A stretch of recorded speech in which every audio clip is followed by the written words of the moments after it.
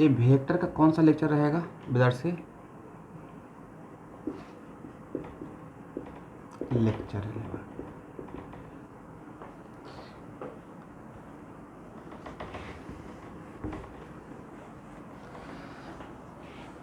तो स्टूडेंट बहुत कम जगह पे ऐसा होता है कि 5 स्टार 7 स्टार मिलता हो।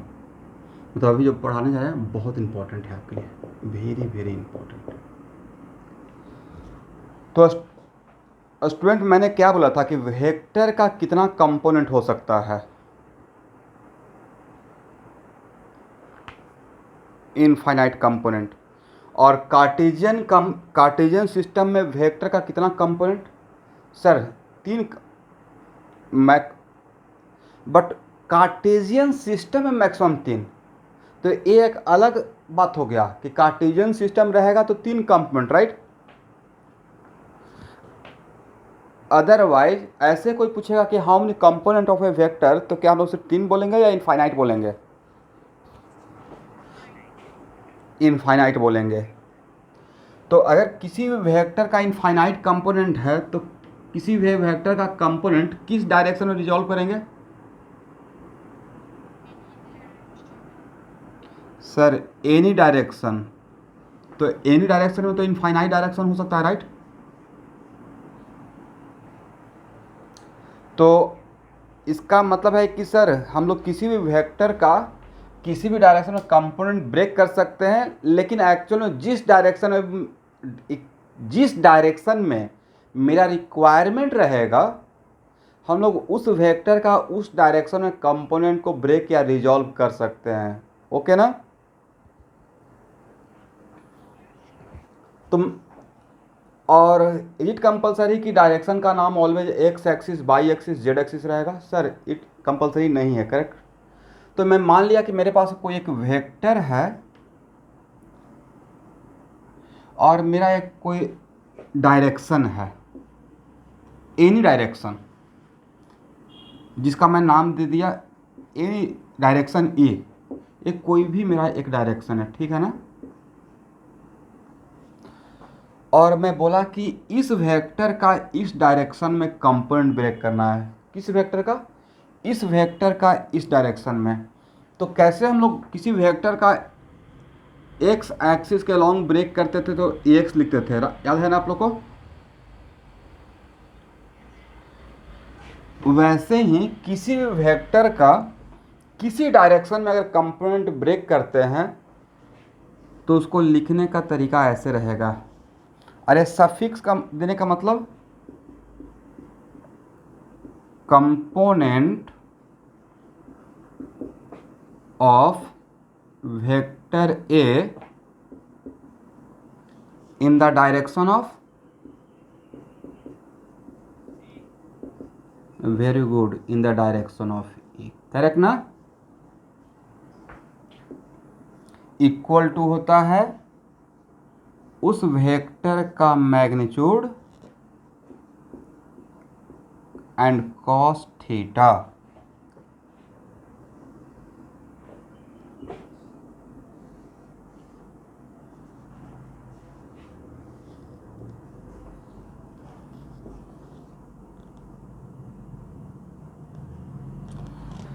तो सर ये फार्मूला कहाँ से आया? तो ये फार्मूला कहाँ से आया ये भी आपको पढ़ा देंगे जब आपको डॉट प्रोडक्ट और क्रॉस प्रोडक्ट पढ़ाएंगे। वेक्टर में हम लोग को पढ़ना है, ठीक है। अभी के लिए बस इतना जानना है कि किसी भी वेक्टर का किसी डायरेक्शन में अगर कंपोनेंट ब्रेक करना है तो हम लोग क्या करते हैं? उस वेक्टर का मैग्नीट्यूड और cos theta. But it is very important to note that कि कार्टेशियन सिस्टम में एक्स वाई प्लेन में अगर मेरा वेक्टर था तो एक्स कंपोनेंट और वाई कंपोनेंट के लिए, एक्स कंपोनेंट के लिए आता था ए कॉस थीटा और वाई कंपोनेंट के लिए आता था a sine theta. Is it correct? और वहाँ पे थीटा कैसे मेजर करते थे? वहाँ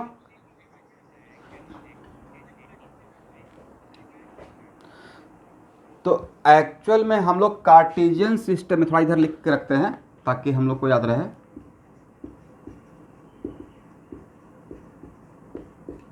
कार्टेशियन सिस्टम में x equal to a cos theta और ay equal to a sin theta, correct ना। और यहाँ भी a क्या था सर, यहाँ भी a मैग्नीट्यूड था, राइट स्टूडेंट। और यहाँ पे थीटा, तो यहाँ का जो थीटा था वो था angle taken from positive X axis moving anti clockwise, right, up to given vector, जिस वेक्टर का कंपोनेंट ब्रेक करना है। बट कार्टेशियन सिस्टम का ड्रॉबैक या लिमिटेशन ये है कि कार्टेशियन सिस्टम से मैक्सिमम आप 3 ही कंपोनेंट का बात कर सकते हैं, correct, X component, Y component और नहीं तो जेड कंपोनेंट। तो एक लिमिटेशन नजर आएगा कि ओके, एक in Cartesian system we can resolve the component of any vector only in 3 direction, along x axis, along y axis and along z axis। But हम लोग polygon law of vector addition में already पढ़ चुके हैं कि किसी भी vector का इनफाइनाइट कंपोनेंट हो सकता है, तो कोई तो एक फार्मूला रहेगा जिसके हेल्प से हम लोग किसी भी डायरेक्शन में ब्रेक कर सकते हैं, करेक्ट स्टूडेंट। तो एक्चुअल में किसी वेक्टर का किसी भी डायरेक्शन में कंपोनेंट ब्रेक करने के लिए ये आज के बाद एक नया फार्मूला मेरी तरफ से, और मैंने क्या लिखा, component of vector A in the direction of E equal to उस वेक्टर का magnitude cos theta, right. But यहाँ का जो थीटा रहेगा, ये जो फार्मूला है, तो यहाँ का जो थीटा रहेगा वो थीटा रहेगा angle between given vector and required direction. किसके बीच में student, angle between given vector and required direction, is it correct ना। तो मान लेते हैं कि अब यहाँ देखिए, चीज़ों को समझिएगा, तो मेरा गिवन वेक्टर ए है और रिक्वायर्ड डायरेक्शन ए है। अब इन दोनों के बीच में यहाँ पे कोई ये नहीं था कि मूविंग एंटी क्लॉकवाइज क्लॉकवाइज, तो सर यहाँ पे इस लैंग्वेज का मतलब हुआ कि गिवन वेक्टर और रिक्वायर्ड डायरेक्शन, तो इन दोनों के बीच में अगर आप एंगल लेना चाहते हैं तो इस एंगल का वेरिएशन क्या हो सकता है, मिनिमम क्या हो सकता है और मैक्सिमम क्या हो सकता है। ये कुछ दो एरो के बीच का हो सकता है, नहीं, वेरी गुड। मान लेते हैं कि यस, इस वेक्टर को कांस्टेंट करते हुए इस डायरेक्शन को अगर चेंज करेंगे, तो चेंज करने के लिए आप क्या कर सकते हैं, इसके तरफ जा सकते हैं या इससे दूर जा सकते हैं, यही हो सकता है ना। तो मान लेते हैं कि इसको फिक्स कर दिए और ऐसे सोचिए कि यहाँ पे स्क्रू लगा हुआ है, इस एरो को ऐसे रोटेट करना है, तो रोटेट करते करते क्या कर सकते हैं, रोटेट करते करते 0 कर सकते हैं, या इससे दूर जाते जाते क्या कर सकते हैं, मैक्सिमम 180। और 180 से अब यहाँ देखिएगा, दो डायरेक्शन के बीच में, दो एरो के बीच में दो एंगल बनता है, पता है कि नहीं। अगर दो एरो खींच दिया जाए 9th क्लास से 10th क्लास में, अगर दो एरो खींच देते हैं तो एक्चुअली बनता दो एंगल था, राइट, एक ए भी बनता था, एक ए भी बनता था, करेक्ट ना स्टूडेंट। बट दो डायरेक्शन के लिए हम लोग बिगर एंगल पकड़ते हैं या स्मॉलर एंगल लेते हैं। तो सर ये तो कुछ वैसा सिमिलर लग रहा है एंगल बिटवीन टू वेक्टर जैसा, right. Angle between two vector में तो हम लोग यही पढ़े थे कि दो वेक्टर के बीच में एंगल निकालने के लिए वो दोनों वेक्टर एक कॉमन पॉइंट से डाइवर्ज करना चाहिए, राइट, कॉमन पॉइंट से diverge, and we take bigger angle या smaller angle, we take a smaller angle, is it right. इसका मतलब है कि यहाँ पे जो मैंने फार्मूला बनाया, उस फार्मूला में थीटा का लिमिटेशन क्या रहेगा, तो इस फार्मूला में थीटा है एंगल बिटवीन, सब लोग ध्यान से समझिएगा, क्योंकि वैसा फार्मूला देने जा रहे हैं जिससे आप किसी वेक्टर का किसी डायरेक्शन में, मतलब इनफाइनाइट डायरेक्शन में निकाल रहे हैं, तो उसमें जो जो टर्म यूज हो रहा है हर टर्म के बारे में जानेंगे। और इस फार्मूला का पावर ये है कि इसमें सिर्फ कॉस यूज होता है, साइन यूज नहीं होता है। और फिजिक्स में मैक्सिमम टाइम कंपोनेंट ब्रेक करने के लिए, इवन कार्टेशियन सिस्टम में कंपोनेंट ब्रेक करने के लिए मैक्सिमम टाइम मैं इसका यूज़ करता हूँ, इसी फार्मूला का। इस पता नहीं, मेरा एक थोड़ा सा कह सकते हैं कि एक इसके तरफ इमोशनल अटैचमेंट ज़्यादा भी है, वजह क्या है कि इसके पास पावर ज़्यादा है, ये फार्मूला। और दूसरी बात है कि इसमें सिर्फ कॉस चलता है, साइन नहीं चलता है। इसमें क्या चलता था, साइन भी और कॉस भी, इज इट करेक्ट, साइन भी और कॉस भी। और यहाँ पे थीटा लेने का तरीका और इसमें थीटा लेने का तरीका सेम है या अलग अलग है, अलग अलग है। इसमें थीटा लेने का तरीका था angle taken from positive X axis moving anti clockwise up to your given vector. इसमें थीटा सर यहाँ पे तो कुछ नहीं करना है, angle between your given vector and मेरा रिक्वायर्ड डायरेक्शन, राइट।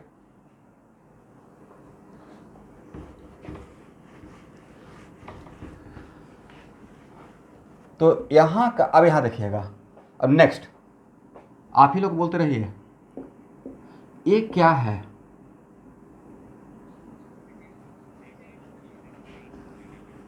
मैग्नीट्यूड है किसका,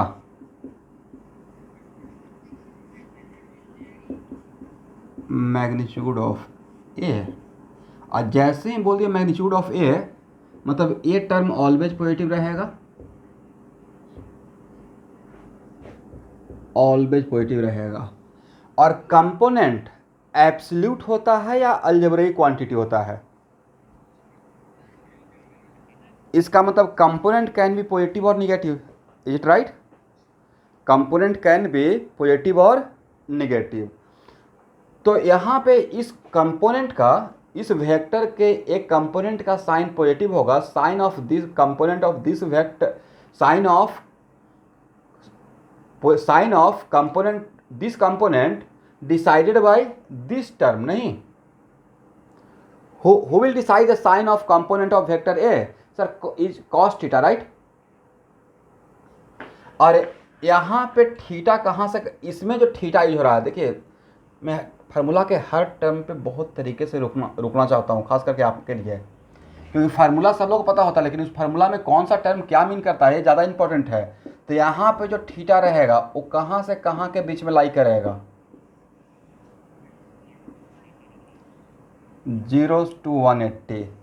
और थीटा अगर एक्यूट एंगल है तो कॉस का साइन क्या था, पॉजिटिव, राइट। और थीटा अगर ऑब्ट्यूज एंगल था तो कॉस का साइन। और स्टूडेंट हम लोग को जाना कहाँ तक सिर्फ है, 0 से 180, राइट। तो ये देखिए 0 से 180 के बीच का ही मैंने सिर्फ कॉस का ग्राफ ड्रॉ किया है, राइट ना। और यहाँ पे क्या रहेगा, पॉजिटिव, और यहाँ पे क्या रहेगा, निगेटिव, और यहाँ पे वैल्यू क्या होगा, 0, इज इट करेक्ट, ड्रॉ कीजिए।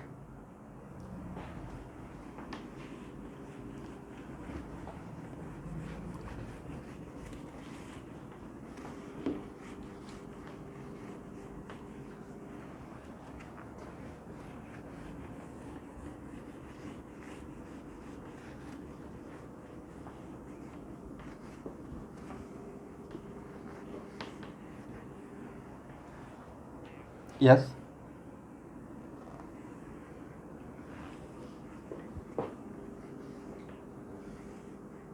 हम्म हम्म यस आए, नहीं थोड़ा सा वेट कर लीजिए, मैं आता हूँ वहाँ पे, एक एक चीज़ पे आऊँगा, क्योंकि माइंड में चलेगा ना सिर्फ बाई एक्सिस रहेगा तो हर डायरेक्शन का दो डायरेक्शन, तो मैं कौन सा डायरेक्शन में पढ़ूंगा, पॉजिटिव आई या निगेटिव आई, राइट।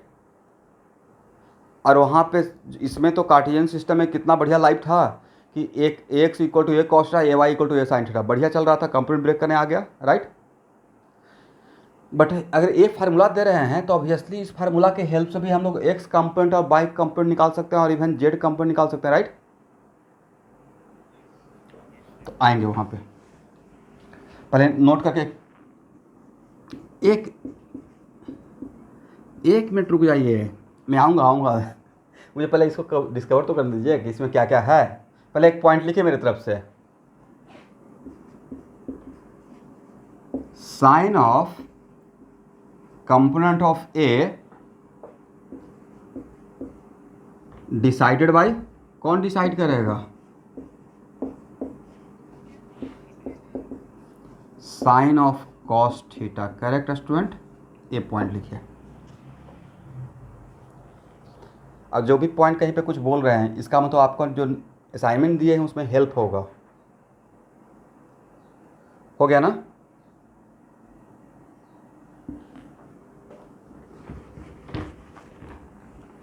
इसको हटाएं बेदार से।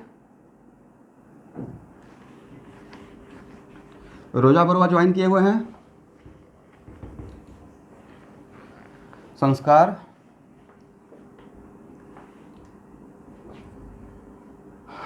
ओके।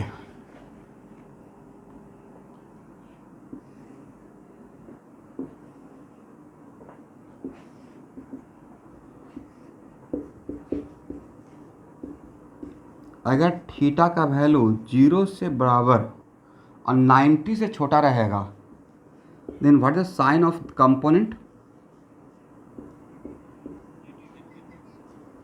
पॉजिटिव। अब यहाँ देखिए इसका उल्टा, अगर किसी वेक्टर का किसी डायरेक्शन में कंपोनेंट पॉजिटिव आता है, मतलब वो कंपोनेंट उस डायरेक्शन के साथ एक्यूट एंगल बना रहा है, क्या बोल सकते हैं उल्टा करके? जैसे यहाँ पे तो बोल दिया ना कि 0 से 90 के बीच में अगर एंगल है तो कंपोनेंट का साइन पॉजिटिव रहेगा। इसका उल्टा भी तो बोल सकते हैं कि मान लीजिए किसी डायरेक्शन में मैंने कंपोनेंट ब्रेक किया किसी दूसरे, इवन किसी दूसरे मेथड से भी, और अगर साइन पॉजिटिव आया तो हम लोग यहाँ से बोल सकते हैं कि it means angle between given vector and that required direction is acute angle, right? और अगर एंगल का वैल्यू 90 से बड़ा और 180 के बराबर या उससे छोटा, राइट, ये एंगल तो हो गया एक्यूट एंगल। ये एंगल क्या हो जाएगा स्टूडेंट?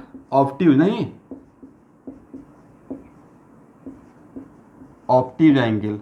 तो यहां पे कंपोनेंट का साइन क्या रहेगा? नेगेटिव होगा। वजह? तो सर ये तो पॉजिटिव बट ये टर्म तो नेगेटिव हो गया, right?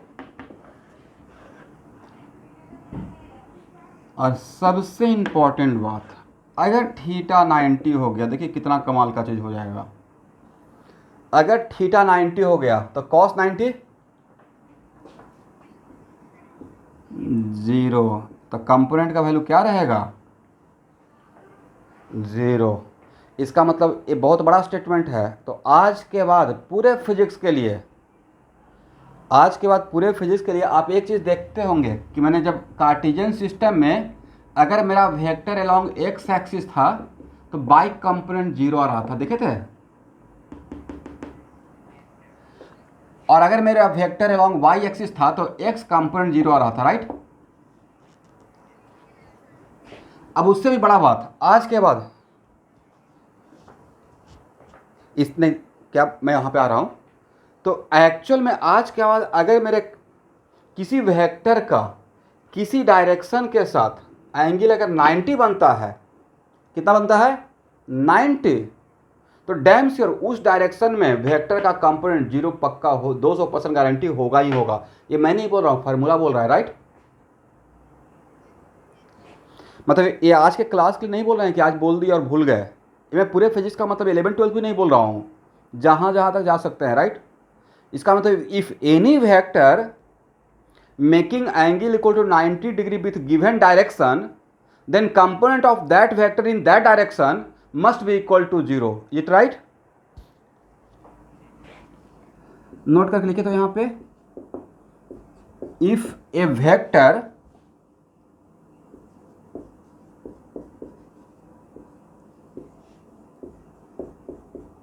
making an angle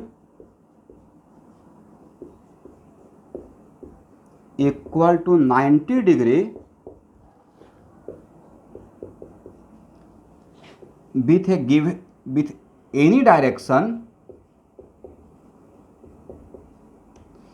if a vector making an angle equal to 90 degree with any direction, then यहाँ पे जगह नहीं, यहाँ से आप लोग लिख सकते हैं, मैं बोल देता हूँ, then component of that vector, then component of vector in that direction must be equal to 0, must be equal to 0.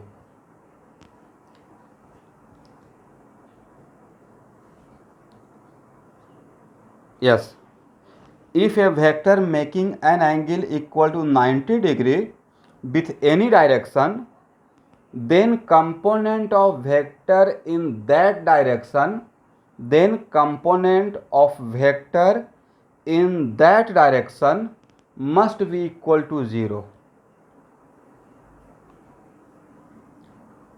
हो गया ना?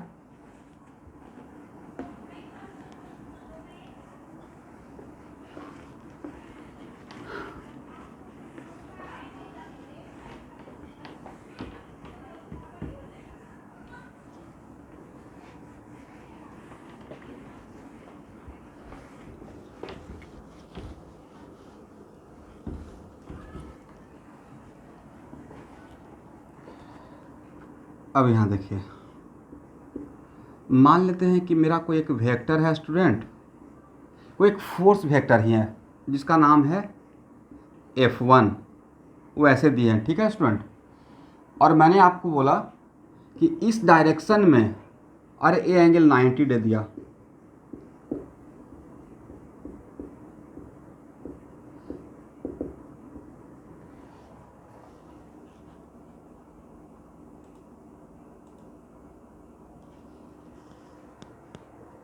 चलिए आयुष कुमार म्यूट कर लीजिए ऑडियो। तो इस फोर्स का इस डायरेक्शन में, जिसका नाम मैंने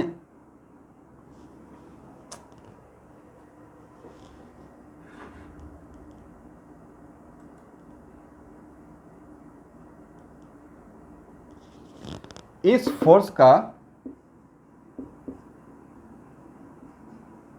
इस डायरेक्शन में कंपोनेंट क्या होगा?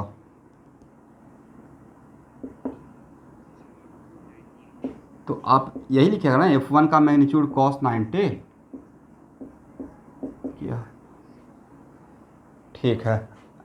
और लेट अस सपोज अगर मैं बोलूँगा कि इस डायरेक्शन में क्या होगा स्टूडेंट, सेम वेक्टर का, तो सर फिर से तो एंगल 90 बन गया। तो मेरा रिक्वायरमेंट क्या था, मेरा बहुत जनरलाइज स्टेटमेंट था कि कोई भी वेक्टर किसी डायरेक्शन के साथ अगर एंगल 90 बनाता है, चाहे वो डायरेक्शन किधर भी हो, उससे मतलब नहीं है, एंगल अगर 90 बनाता है तो उस डायरेक्शन का कंपोनेंट डैम से पक्का 0 होगा ही होगा, राइट। तो F1 cos 90 ये भी क्या हो जाएगा स्टूडेंट, 0 रहेगा, करेक्ट ना। अब मान लेते हैं कि मेरा एक कोई वेक्टर है A और डायरेक्शन मेरा ऐसे है, दिस वन, और ए एंगल मैंने बोल दिया 90 डिग्री, कितना होगा, 0 हो जाएगा। कोई प्रॉब्लम? इसका मतलब आज के बाद तो कॉन्फिडेंस है ना कि अगर कोई भी वेक्टर है और उसका किसी गिवन डायरेक्शन के साथ अगर एंगल 90 होगा, चाहे जिधर भी वो डायरेक्शन हो, उस डायरेक्शन में उसका कंपोनेंट डैम से और पक्का 0 होगा ही होगा। समझे सब लोग?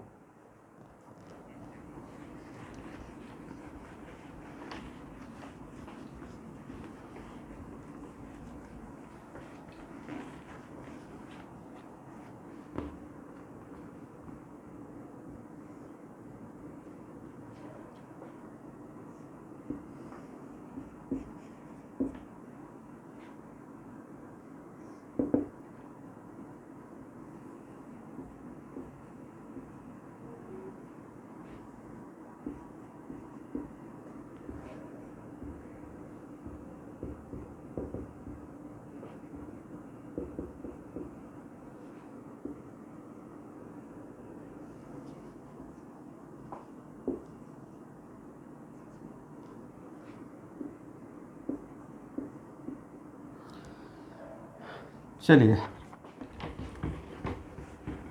मुझे इस वेक्टर का इस डायरेक्शन में कंपोनेंट चाहिए, कितना होगा,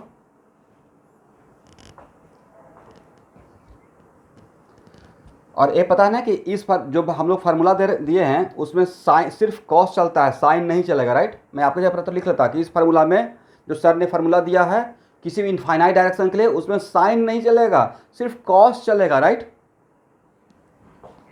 बट बट ये फार्मूला बिल्कुल सही सही रिजल्ट देगा। बोलिए कब सही रिजल्ट देगा?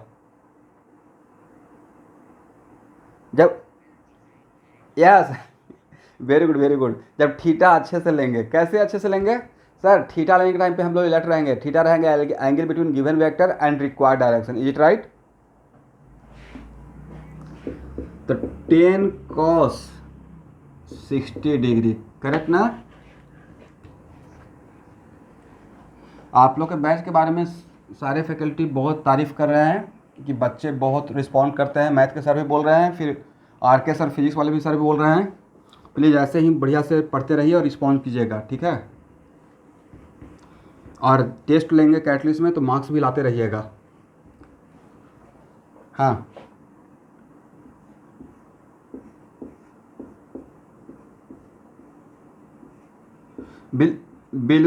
टाइम नहीं, मैं बिल्कुल समझा दूंगा वेदांत से। और उसके पीछे का वजह है कि मैं एक्चुअली एक डाउट क्लास ही लेने वाला हूँ, जो न्यूली आज बताए थे ना, एक मैं इंट्रोडक्शन क्लास लूँगा। तो जो भी बच्चे न्यू ज्वाइन किए हैं उनको पहले मैं वीडियो भेज दूँगा, और वो वीडियो देख के रेडी हो जाएंगे। कुछ तो डाउट उनको रहेगा ही, राइट? तो कोई भी जो कैटलिस्ट में, चाहे आप या आपके फ्रेंड या कोई भी जो ज्वाइन कर रहे हैं, तो सिर्फ उनको ऐसा नहीं कि हाँ बस ज्वाइन कर लो, कहीं से भी ज्वाइन कर लो। प्रॉपर उनका कैरियर की बात है तो बहुत सिस्टमेटिक वे में उनको गाइड करना पड़ेगा हाथ पकड़ के। तो पहले उनको वीडियो देखने दीजिए, और फिर मैं अलग से ही एक बड़ा सा क्लास मोल कॉन्सेप्ट का थोड़ा फास्टली और उसमें ब्रीफ कर दूंगा, ठीक है? तो डोंट वरी। और मोल कॉन्सेप्ट अभी इस सेशन में 3 बैच 4 बैच में पढ़ाऊँगा, दूसरे बैच में भी पढ़ाने वाला हूँ। कहीं ना कहीं आपको दोबारा आप बोलेंगे सर 2 बार नहीं, एक और बार, थर्ड टाइम भी पढ़ा देंगे, बिल्कुल मत घबराइए। अब फिर भी नहीं हुआ तो स्पेशली आपके लिए अरेंज कर देंगे। चलिए, ये आपके नहीं, किसी भी स्टूडेंट का ऐसा कुछ डाउट रहेगा तो ऑब्वियसली मैं क्लास टीचर हूँ आपके सब्जेक्ट का, तो मेरा रिस्पॉन्सिबिलिटी बन जाता है आपको समझाने का। बट मैक्सिमम कोशिश कीजिए कि क्लास में थोड़ा अलर्ट रहेंगे। लेकिन मोल कॉन्सेप्ट थोड़ा कॉन्सेप्चुअल है, नाम ही है मोल कॉन्सेप्ट, राइट? पूरे फिजिकल केमिस्ट्री का सबसे ज़्यादा कॉन्सेप्चुअल चैप्टर है। तो देखिए इसका कितना रहेगा, 5 रहेगा ना, और इस डायरेक्शन में कितना रहेगा? तो सर 10 cos 90 लेना पड़ेगा। अच्छा, एंगल ए तो नहीं ले लें 270, स्मॉलर एंगल, राइट? और इस डायरेक्शन में ए एंगल लें या ए एंगल लें? तो छोटा वाला एंगल कितना है? इसके साथ इसका डायरेक्शन, तो सर 10 cos, वेरी गुड, और 10 cos 120, और cos 120 का वैल्यू। तो देखिए मैं 3 डायरेक्शन जानबूझ के लिया हूँ। एक डायरेक्शन में मेरे वेक्टर के साथ एक्यूट एंगल बन रहा था, दूसरे में ऑब्ट्यूज एंगल बन रहा था, तीसरे में 90 बन रहा था, राइट? एक्यूट था तो कंपोनेंट पॉजिटिव था, ऑब्ट्यूज था कंपोनेंट निगेटिव था, और 90 था तो कंपोनेंट क्या हो गया? 0 हो गया, ठीक है ना? ठीक है, लिख लीजिए। हाँ,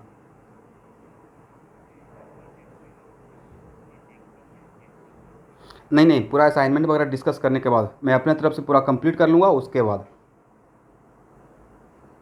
मतलब मैं अपना पूरा कंप्लीट वेक्टर में रिस्पॉन्सिबिलिटी कि नहीं, अब मैंने वेक्टर पढ़ा दिया, असाइनमेंट भी डिस्कस कर दिया, HC वर्मा भी डिस्कस कर दिया, अब बच्चे दिमाग लगा सकते हैं और टेस्ट दे सकते हैं तब, ओके? मेरा थोड़ा पढ़ाने का अलग तरीका रहेगा। पहले मैं अपने एंगल से हर चीज़ पढ़ा लूँगा। ऐसा नहीं कि आज कुछ पढ़ाए ही नहीं, अब बच्चे को टेस्ट दे दिए और मार्क्स नहीं आया तो डांट रहा है, ऐसा काम नहीं करूँगा। मार्क्स नहीं आ रहा है इसमें मेरा भी गलती है ना। मैं कैसे पढ़ाया कि बच्चे कुछ भी नहीं पढ़ रहे हैं, इसका मतलब हाँ, अब पूरे पढ़ाने के बाद, सारा काम करने के बाद नहीं, अगर बच्चे ला रहे, जो क्वेश्चन लगता है कि एग्जाम में, जो मैं क्लास में बोर्ड पे ले रहा हूँ क्वेश्चन, उससे इजी क्वेश्चन अगर टेस्ट में दिया हूँ और उसमें अगर मार्क्स नहीं ला रहे हैं, तब मेरा फॉल्ट नहीं, राइट? बट उस टाइप का बहुत सारा क्वेश्चन अगर बोर्ड पे ले लिए, अब ऐसा बात बोर्ड पे ले रहे हैं और इस टाइप का क्वेश्चन अगर आपको मिलेगा तब नहीं बनाएंगे, तब तो आपका मिस्टेक रहेगा, राइट?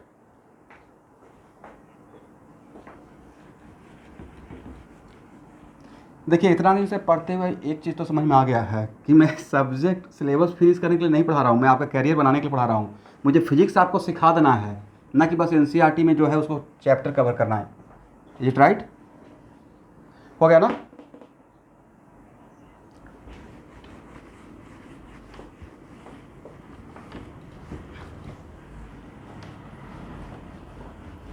वेक्टर क्या मोल कॉन्सेप्ट जब शुरू होगा ना स्कूल में तो 2 दिन में खत्म हो जाएगा, पता ही नहीं चलेगा कि हुआ क्या।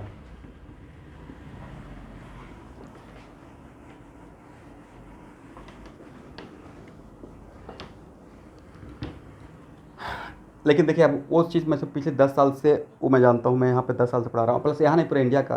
तो वो लोग को एनसीईआरटी कवर करना है, हम लोग को कैरियर बनाना है, बोर्ड 12th बोर्ड में भी परसेंटेज अच्छा लाना है। आप प्लस वीडियो कुछ कुछ शेयर करके आपको ये चीज़ बताया ना कि मैं कैसे पढ़ाता हूँ, जैसे जो बच्चे बोल रहे हैं इसका मतलब मेरा वे ऑफ टीचिंग वो है। I am teaching you for what, IIT entrance, NEET as well as board. तो मुझे बहुत डेप्थ में हर रेंज में जाना है, बोर्ड तक भी पढ़ाना है, थ्योरी भी परफेक्ट होना चाहिए, न्यूमेरिकल का सिलेक्शन भी अच्छा होना पड़ेगा, तब जाकर मेरा कंप्लीट होगा, राइट। एनीवे अब नहीं, लेकिन 12th बोर्ड में कुछ ऐसा ही है। एक इसका क्वेश्चन है विदारसी का कि सर ए बी ट्रांसलेशन आ रहा है इंग्लिश में, तो सर ट्रांसलेशन तो आ रहा है, ABCD भी आएगा। अब क्या आंसर मैं दूंगा? तो उस टाइम पे बोलेंगे नहीं ABCD नहीं आएगा लेकिन ट्रांसलेशन आएगा। तो भाई ट्रांसलेशन ही आ गया था, उसमें ABCD नहीं आ गया? बिना ABCD सीखे हुए ट्रांसलेशन करेंगे? तो अब जो इतना भी क्लास 12th का फिजिकल केमिस्ट्री रहेगा सब में मोल कॉन्सेप्ट का कॉन्सेप्ट रहेगा, करेक्ट। जितना भी ऑर्गेनिक केमिस्ट्री पढ़ाऊंगा सारे ऑर्गेनिक केमिस्ट्री में नोमेनक्लेचर का वो नेमिंग ऑफ कंपाउंड जानना पड़ेगा, तो बिना उसका तो काम चलेगा ही नहीं। और यहाँ पे ही मैक्सिमम जो आपके फ्रेंड अगर आसपास हैं जो अगर ये सोच रहे हैं कि नहीं 11th खुद से कर लेते हैं 12th में जाकर ट्यूशन पकड़ेंगे, बहुत बड़ा मिस्टेक करते हैं। इसलिए अगर अच्छे फ्रेंड हैं तो प्लीज़ उनको गाइड कर दीजिएगा। ये मैं खुद के बिजनेस के पॉइंट ऑफ व्यू से नहीं बोल रहा हूँ, तो ये नहीं बोल रहा हूँ कि हाँ कैटलिस्ट या कहीं, बट प्लीज़ 11th में ज़्यादा सिंसियर रहिए with respect class 12th। Because अगर क्लास 11th और 12th के सिलेबस को अगर 100% माना जाए तो 11th में सिलेबस है 65% और 12th में 35%, इट करेक्ट। पूरे फिजिक्स का 65% फिजिक्स 11th में ही है, इसलिए बी अलर्ट, सब कुछ सीखते हुए आपको बढ़ना पड़ेगा। और सारे 11th का कॉन्सेप्ट क्लास 12th में ही होगा, डायरेक्टली नहीं आएगा बट सारा उस 11th नहीं वो, और 11th गायब हो गया तो भाई 12th एकदम बिल्कुल गायब हो जाएगा, फिर संभाल ही नहीं पाइएगा।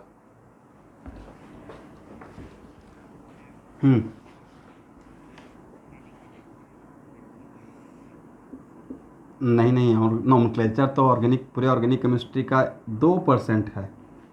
कितना परसेंट? ओनली 2%। इसलिए अभी मैं एक दिन चैप्टर लिख दूंगा ऑर्गेनिक का, ठीक है। सबसे पहले मैं मुझे बताइए मान लेते हैं mg क्या है, ये वेट है, वो मैग्नीशियम नहीं, वहाँ का केमिस्ट्री नहीं, mg है mass of the body and acceleration due to gravity, इसको बोलते हैं वेट, राइट। और mg जनरली किसी ब्लॉक पे अर्थ की तरफ लगता है, करेक्ट ना। तब मैं बोला कि mg का कंपोनेंट हॉरिजेंटल राइटवर्ड डायरेक्शन में, ऐसे मैं कभी पूछते रहूँगा, अरे बहुत बार पूछूंगा, component of mg in horizontal rightward direction, क्या बोलिएगा स्टूडेंट? मतलब हॉरिजेंटल राइटवर्ड दिस वन ना, क्या बोल सकते हैं mg का मैग्नीट्यूड cos 90, क्योंकि सर mg तो सर वर्टिकली डाउनवर्ड है, किधर है वर्टिकली डाउनवर्ड, और उसका कंपोनेंट पूछ रहा हूँ हॉरिजेंटल राइटवर्ड, तो ये एंगल तो 90 हो जाएगा ना। और mg क्या है सर? mg कुछ नहीं है, जस्ट दूसरे कोई एक वेक्टर है, just like a, right, any vector just like a vector, correct. Similarly अगर मैं बोलूँगा कंपोनेंट ऑफ mg कोई पूछेगा कि mg क्या है तो बोलना है एक फोर्स है, क्या है, जो मास इनटू g लिख रहे हैं, करेक्ट ना। तो इस mg का कंपोनेंट हॉरिजेंटल लेफ्टवर्ड डायरेक्शन में क्या रहेगा?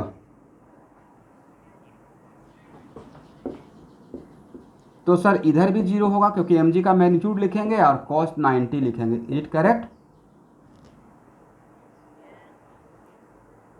तो इसका मतलब है कि एक बात के लिए तो श्योर होगा ना कि सपोज कीजिए कि मैं कोई चैप्टर पढ़ाना स्टार्ट कर दिया जिसमें बहुत सारा वेक्टर दिखा रहा हूँ। लेटर सपोज मैंने कोई चैप्टर पढ़ा रहा हूँ और जिसमें बहुत सारा किसी ब्लॉक पे, किसी बॉडी पे बहुत सारा फोर्स दिखाए और मुझे उन सारे फोर्स का किसी डायरेक्शन में कंपोनेंट ब्रेक करना है, मेरा रिक्वायरमेंट है किसी खास वजह के लिए, तो क्या कंपोनेंट ब्रेक कर पाएंगे इस फार्मूला का यूज करके? A equal to A cos theta. इसको ड्रॉ कर लीजिए, हो गया ना?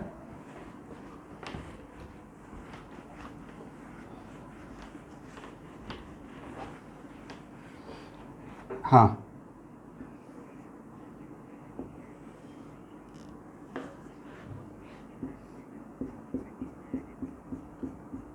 हाँ मैं बता दूंगा बाद में।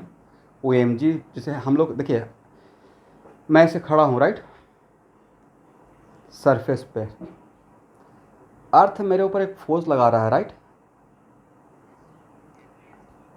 और अर्थ जो फोर्स लगा रहा है वो क्या, कौन, उस फोर्स का नाम क्या है? मेरा मास और ग्रेविटेशनल फोर्स राइट।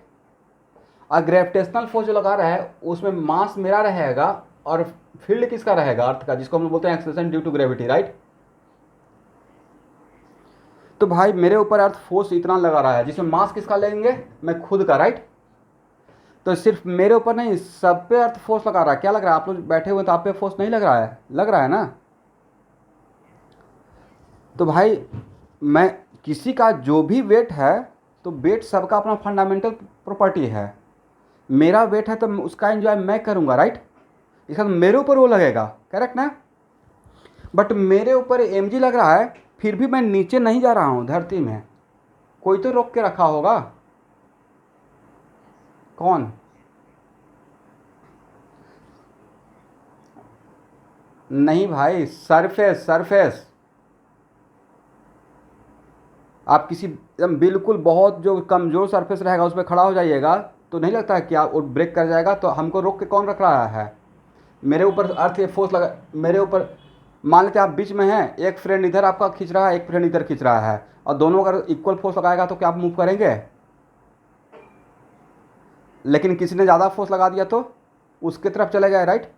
सेम बात है ना, मेरे ऊपर एक फोर्स लगा रहा था और कौन लगा रहा था? ग्राउंड, अर्थ। तो अर्थ अपने सेंटर की तरफ लगाता है, करेक्ट। इसलिए एम जी जनरली मैं वर्टिकली डाउनवर्ड दिखाऊंगा, जनरली नहीं ऑलवेज किधर दिखाएंगे?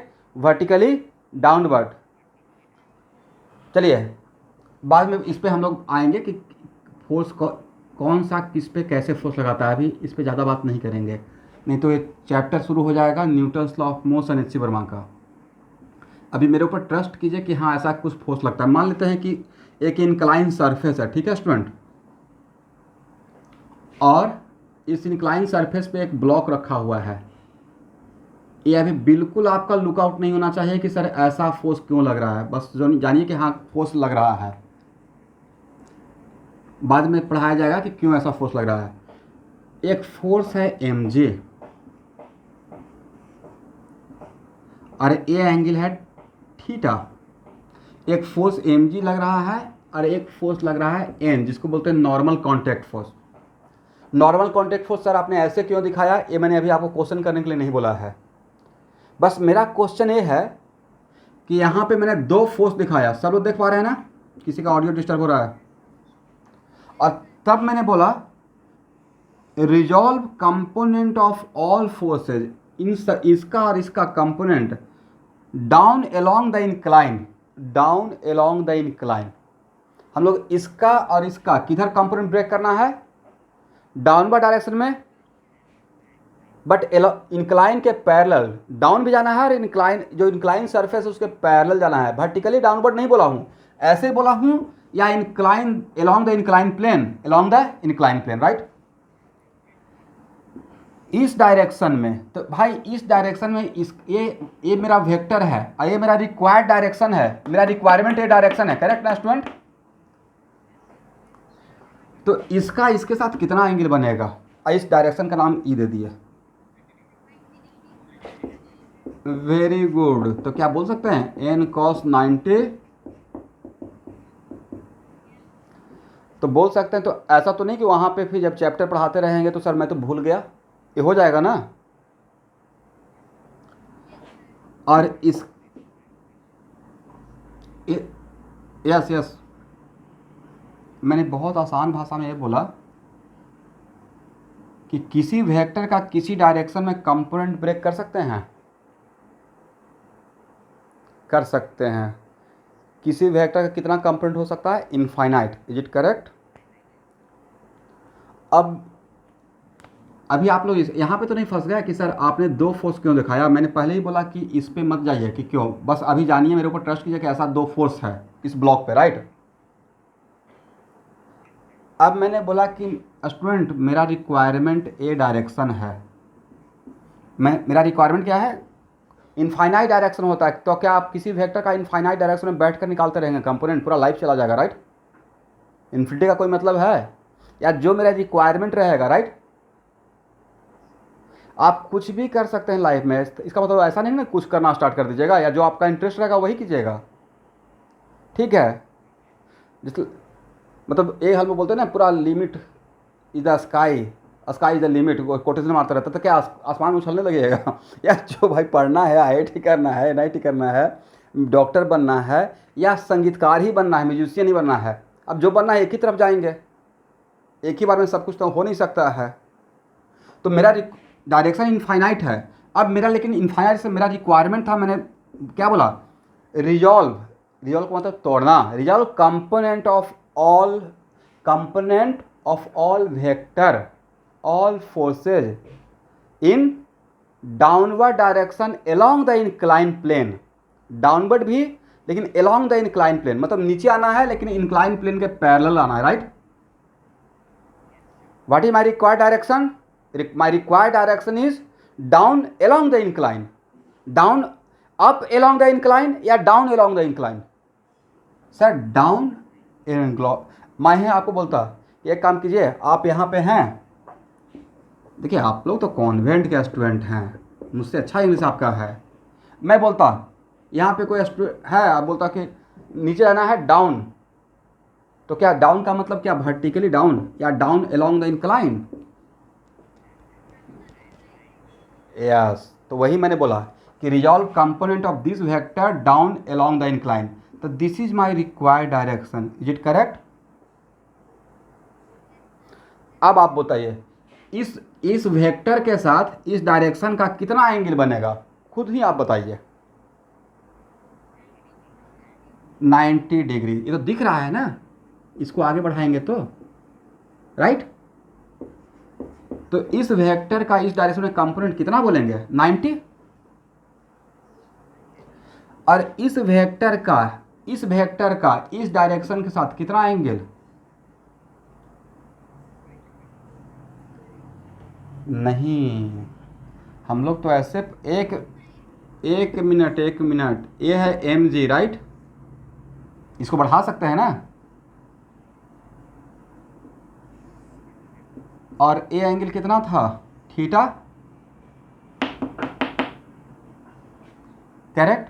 तो ये थीटा रहेगा, तो ए कितना रहेगा जरा बताइए तो? 90 माइनस थीटा रहेगा। मैं करेक्ट हूँ या रॉन्ग हूँ? करेक्ट है ये, राइट। यस, तो यहाँ पे तो अब मुझे इसका कंपोनेंट mg का कंपोनेंट इस डायरेक्शन के लिए, और मुझे साइन यूज नहीं करना है, सिर्फ कॉस यूज करना है। तो मुझे लगता है कि ये लिखना चाहिए mg कॉस थीटा या 90 माइनस थीटा, और cos 90 minus theta sine theta होता है। Is it right? इसका मतलब mg का कंपोनेंट इस डायरेक्शन में कितना वैल्यू लेकर आया? इस डायरेक्शन में mg साइन थीटा मिला, राइट। mg का कंपोनेंट इस डायरेक्शन में कितना मिला? mg साइन थीटा मिला। तो ये बहुत टफ था सर, इसमें तो एक ही फार्मूला तो यूज करना है, A equal to A cos theta, right. A बोलिए मेरे साथ, A equal to A cos theta, जहां पे ए क्या था? उस वेक्टर का मैग्नीट्यूड, राइट। और थीटा क्या था, angle between your given vector and my required direction, right, जो मेरा रिक्वायरमेंट रहेगा क्वेश्चन प्रॉब्लम में, राइट। तो सर मुझे कैसे पता चला कि रिक्वायरमेंट क्या रहेगा, तो आपको नहीं पता चलेगा, बट हम लोग तो बताएंगे कि मुझे इस डायरेक्शन में चाहिए, उस डायरेक्शन में ब्रेक करना है। इस डायग्राम को हटा दे।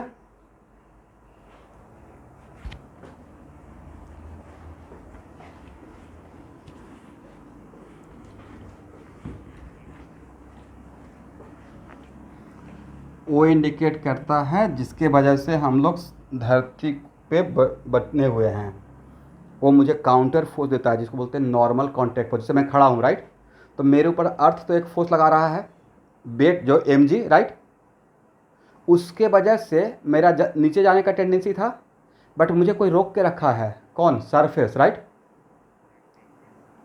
और उसको बोलते हैं नॉर्मल कॉन्टैक्ट फोर्स। पढ़िए तो, नॉर्मल कॉन्टैक्ट, ठीक है। बट अभी उस पर ज़्यादा बात नहीं करेंगे स्टूडेंट, ये राइट टाइम नहीं है, क्योंकि एक ही बार में अगर सब कुछ बोलना स्टार्ट करेंगे तो पजल हो जाएगा। अब यहाँ देखिए,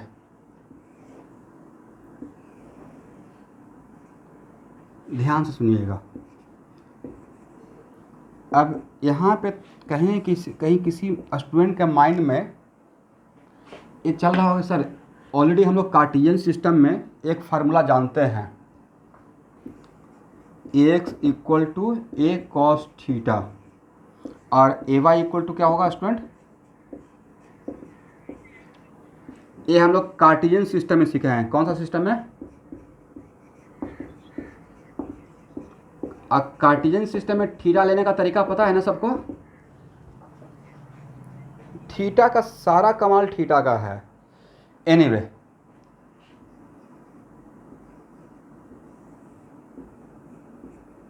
यहाँ पे मेरा एक वेक्टर है, ठीक है, करेक्ट, और इस vector, it is very important to note that इस वेक्टर का इस एक्सिस के साथ एंगल 30 डिग्री है, ठीक है ना, और वेक्टर का मैग्नीट्यूड 12 है।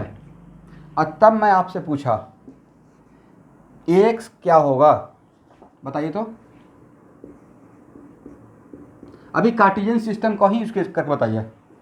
तो sir x equal to A cos 60, x तो क्या देखिए, तो मैंने सही लिखा, और ए वाई इक्वल टू, तो सर ए साइन 60, करेक्ट ना। इस कार्टेशियन सिस्टम के फार्मूला में दोनों थीटा सेम थीटा था, राइट, अलग अलग थीटा था या सेम थीटा था, जो कि कहाँ से लेते थे, angle measure from positive X axis moving anti clockwise up to your given vector, is it correct. ये थीटा था यहाँ पे 60 इस फार्मूला के लिए, किस फार्मूला के लिए, इस फार्मूला के लिए। तो मुझे x इक्वल टू 6 आया, ए वाई इक्वल टू कितना आ गया, 6√3, यस। अब लेट अस सपोज, यहाँ देखिए, यहाँ देखिए,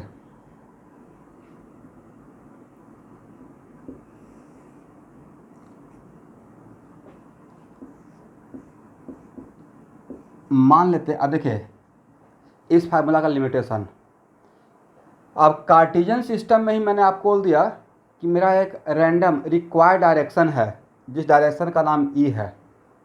तो इस फार्मूला से क्या आप इस डायरेक्शन में ब्रेक कर सकते हैं, नहीं कर सकते हैं।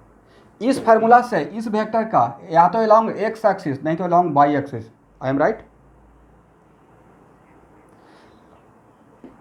तो यहाँ तो फंस गए हम लोग, नहीं, मैंने बोला कि मैं आपको एक रैंडम डायरेक्शन देता हूँ जिस डायरेक्शन का नाम ई है, और result component of this vector in the direction of E. अब मैं ये फार्मूला अभी जो आज के क्लास में मैंने स्टार्ट किया वो पढ़ाता ही नहीं, तो आपके माइंड में तो चलता था कि मेरे पास दो ही ब्रह्मास्त्र है, एक्स और ए वाई, और एक्स से मिलता है कंपोनेंट अलॉन्ग एक्स एक्सिस और ए वाई से मिलता है component along Y axis, right.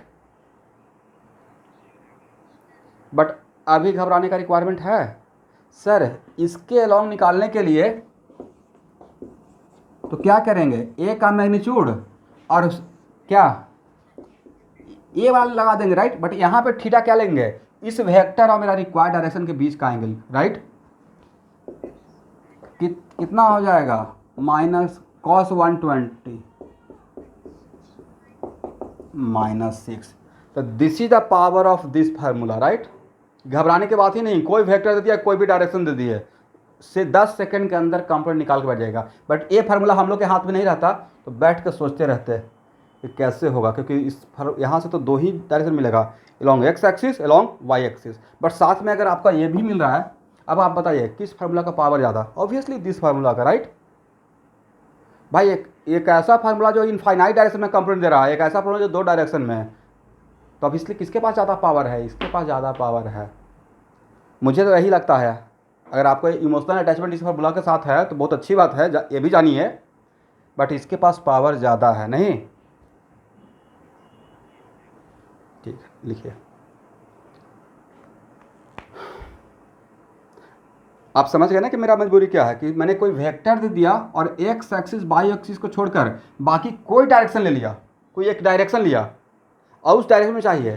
तो इस फार्मूला में लिमिटेशन है कि इस फार्मूला से 2 ही डायरेक्शन मिल सकता है, बट इसी में एक्स वाई प्लेन में ही मैंने कोई डायरेक्शन बता दिया, मुझे इस डायरेक्शन में चाहिए कंपोनेंट, तो 2 मिनट में निकाल के बैठ जाएंगे, राइट।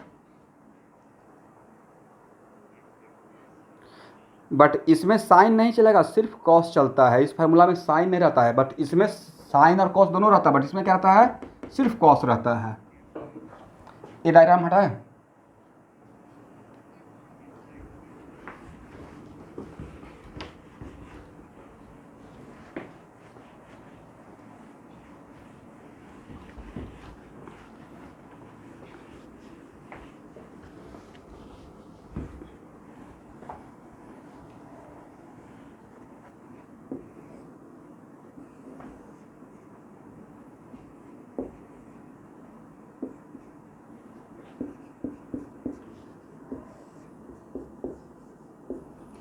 यहाँ देखिएगा,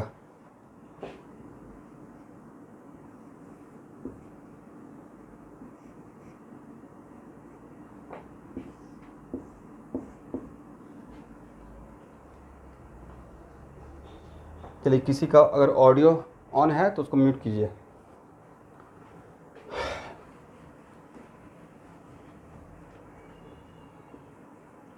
और ए का मैग्नीट्यूड है 10, समझ गया स्टूडेंट? How much? 10। और मुझे रिक्वायरमेंट है ए एक्स और ए वाई।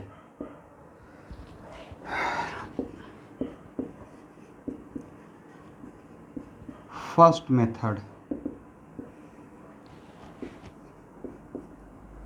जो कार्टेशियन सिस्टम वाला हम लोग जानते हैं, right. A X equal to क्या लिख सकते हैं? ए कॉस 60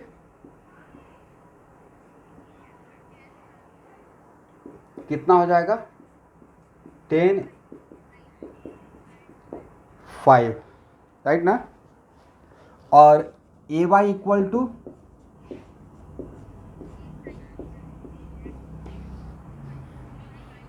बट इस फार्मूला में साइन और कॉस होता है, बट थीटा सेम रहता है, राइट। और ये थीटा यहाँ से लेते हैं, तो कितना? 10√3/2 ना, 5√3। अब नेक्स्ट क्वेश्चन कि सर ये तो फार्मूला है, बट अभी हम लोग के पास एक फार्मूला तो डेवलप किया था ना, जिसमें always A equal to A cos theta चलेगा, और इसमें सिर्फ कॉस चलेगा, राइट। तो कार्टेशियन सिस्टम से इस फार्मूला के हेल्प से जो एक्स कंपोनेंट और वाई कंपोनेंट का आपको वैल्यू मिलेगा, 200% गारंटी है इस मेथड से भी एक्स कंपोनेंट और वाई कंपोनेंट का सेम वैल्यू मिलेगा। बट इस फार्मूला में सिर्फ क्या यूज करना है? कॉस यूज करना है, राइट। अब यहाँ देखिए, अब यहाँ देखिएगा, अब मैं इस फार्मूला का हेल्प ले रहा हूँ, और इस फार्मूला से वैल्यू निकालते हैं, और वहाँ से जो ऑलरेडी वैल्यू निकला हुआ दोनों को मैच करेंगे। अगर दोनों मेथड से सेम आ गया, मतलब ये भी करेक्ट है, वो भी करेक्ट है, करेक्ट।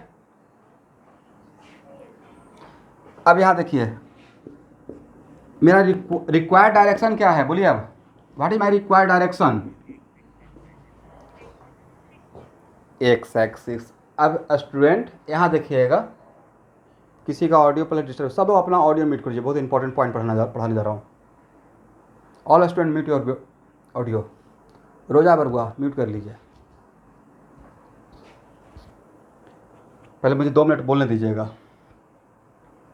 इस मेथड में इस फार्मूला के हेल्प से अगर एक्स कंपोनेंट और वाई कंपोनेंट निकालना है तो एंगल उस वेक्टर का ऑलवेज उसके पॉजिटिव डायरेक्शन के साथ लेना है। बिकॉज एक्स एक्सिस में 2 डायरेक्शन, एक पॉजिटिव डायरेक्शन और एक निगेटिव डायरेक्शन। एक्स एक्सिस का 2 डायरेक्शन है, एक पॉजिटिव और एक निगेटिव। तो यहाँ पे आपको कन्फ्यूजन होते रहेगा कि सर मैं किस डायरेक्शन के साथ एंगल लूँ, राइट। तो आज के बाद अगर इस फार्मूला के हेल्प से for applying this formula for finding the component X component and Y component with the help of this formula, then we take positive direction always. कौन सा डायरेक्शन? Positive direction. अब पॉजिटिव डायरेक्शन मतलब X axis का positive X axis का angle लेना है। किसके साथ? एक्स एक्सिस में 2 डायरेक्शन है, एक पॉजिटिव एक नेगेटिव। किसके साथ लेना है? Positive x. मतलब अगर ये किसके लिए मैं बोल रहा हूँ, ये मैं इस फार्मूला को अप्लाई करने का तरीका समझा रहा हूँ। इस फार्मूला के हेल्प से अगर आप एक्स कंपोनेंट निकालते हैं या वाई कंपोनेंट या जेड कंपोनेंट, तो जो यहाँ पे एंगल मेजर करेंगे वो एंगल लेने का तरीका क्या रहेगा? Angle between your given vector and positive direction of X axis, या positive direction of Y axis, या positive direction of Z axis, correct. And a smaller angle should be taken. समझे मैंने क्या बोला?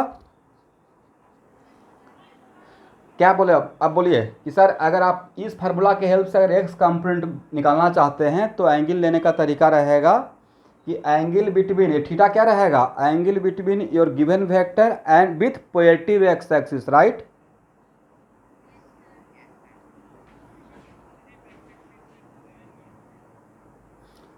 नहीं, छोटा एंगल ही लेंगे, बड़ा एंगल बनेगा तो मैं लूँगा। थोड़ा सा 2 मिनट वेट कर लीजिए। बस अभी आप ये लिखिए ना कि ए एक्स इक्वल क्या लिखेंगे? ए कॉस थीटा 1। और ये थीटा 1 क्या रहेगा? जब बोलिए, angle between your given vector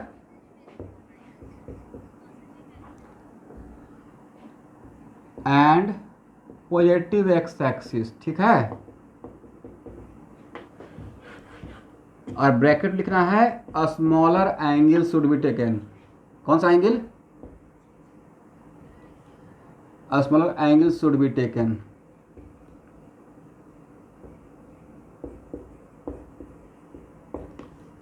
इतना बढ़िया तो है कि हम लोग ये सब 9th क्लास 8th क्लास में सीखते थे कि 2 एरो एक पॉइंट पे इंटरसेक्ट कर रहा है तो 2 एंगल बनता है, एक बड़ा एक छोटा, नहीं। और उस टाइम पे हम लोग टीचर के बात को इग्नोर करते रहते थे, तो हम लोग इस एंगल को पकड़ते थे, राइट। वहाँ भी तो पूछ सकते थे कि 2 एरो किसी पॉइंट पे इंटरसेक्ट करता है तो 2 एंगल बनता है, हाँ या ना। ए भी और ए भी, तो कौन सा एंगल लेते थे एंगल बताने के लिए? और स्मॉलर एंगल। वही बात मैं भी यहाँ पे बोल रहा हूँ। इसका मतलब इस फार्मूला के हेल्प से अगर एक्स कंपोनेंट निकालते हैं तो क्या लिखेंगे? ए कॉस थीटा 1। ये थीटा 1 क्या रहेगा जरा बोलिए?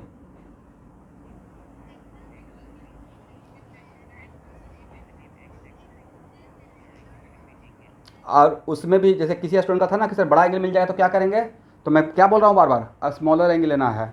बिगर एंगल या स्मॉलर एंगल, तभी ये सही से रिजल्ट देगा, नहीं तो गड़बड़ रिजल्ट देगा, ठीक है। और यहाँ देखिए बाई कंपोनेंट के लिए इसी फार्मूला का, और इसमें पता है ना ऑलवेज कॉस चलता है, साइन नहीं चलेगा, ऑलवेज क्या चलेगा? कॉस। तो सर ए कॉस थीटा 2 लिखेंगे। अब ये थीटा 2 क्या रहेगा जरा पढ़िए?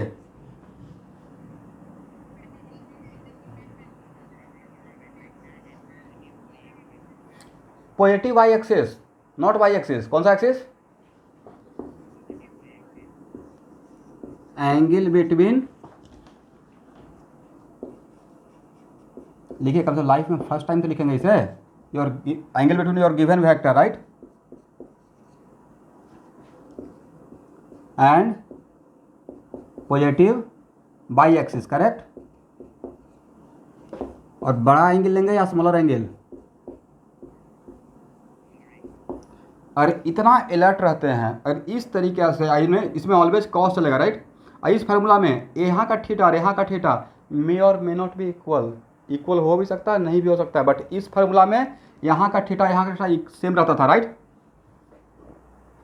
तो यहाँ पे एक्स कंपोनेंट बाई कंपोनेंट निकालने में जो थीटा लेने का तरीका, और यहाँ इसमें एक्स कंपोनेंट और बाई कंपोनेंट लेने निकालने में थीटा लेने का तरीका सेम है या अलग अलग है? इवन अलग अलग है, बट एक्स कंपोनेंट और बाई कंपोनेंट का वैल्यू सेम मिलेगा, 200% गारंटी है। अदरवाइज यहाँ से अलग मिलता वैल्यू और वहाँ से अलग मिलेगा, तब तो आप कंफ्यूज हो गए ना कि कौन सा यूज करें, किससे करेक्ट मिलेगा। आपको कॉन्फिडेंस कब ज़्यादा आएगा कि यहाँ से जो रिजल्ट मिलेगा वैल्यू और यहाँ से जो मिलेगा, अगर दोनों 100% मैच कर जाए, तो सर इसको यूज कर मेरी मर्जी रहेगा, कभी इसको यूज कर लेंगे कभी उसको यूज कर लेंगे, जहाँ पे जो कन्वीनियंट रहेगा, राइट।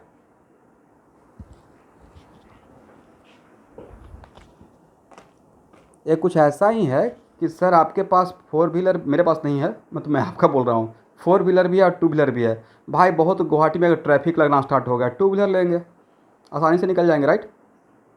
ये थोड़े किसी से पूछेगा सर कब 4 व्हीलर निकालें, ये तो आपका बात है। चलिए यहाँ तक हो गया।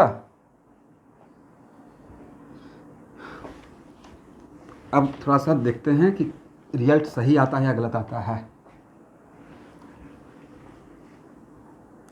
चलिए इस फार्मूला के हेल्प से, इस एग्जाम्पल के लिए मुझे एक्स बताइए, और इस फार्मूला के हेल्प से क्या लिखे हैं बताइए तो।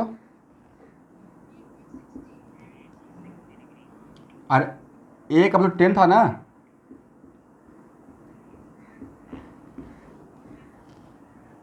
टेन cos 60 कितना आया, और बाई कंपोनेंट के लिए स्टूडेंट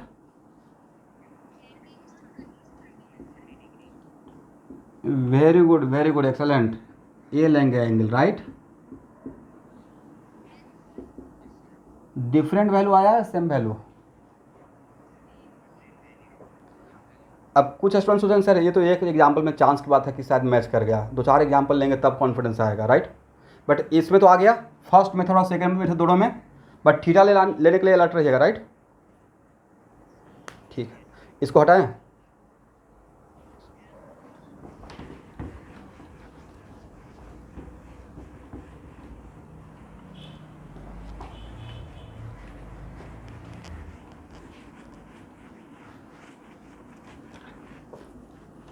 मुझे फिजिक्स और केमिस्ट्री आप लोग का एकदम बहुत बढ़िया कर देना है, A1। मतलब मेरा एक कोशिश रहता है कि जो सब्जेक्ट का क्लास लूँ तो बच्चे को मतलब प्रॉपर फिजिक्स सीखे, ऐसा नहीं कि रटा रटा है। हिस्ट्री थोड़े है कि अकबर का जन्म कब हुआ था, बीरबल का जन्म कब हुआ था।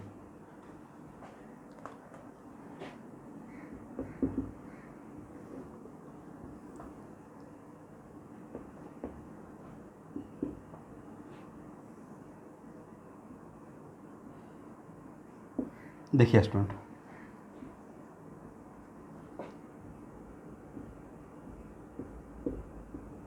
मान इसका मैं ए का मैग्नीट्यूड 20 है। पहले फर्स्ट मेथड से सॉल्व कर लेते हैं।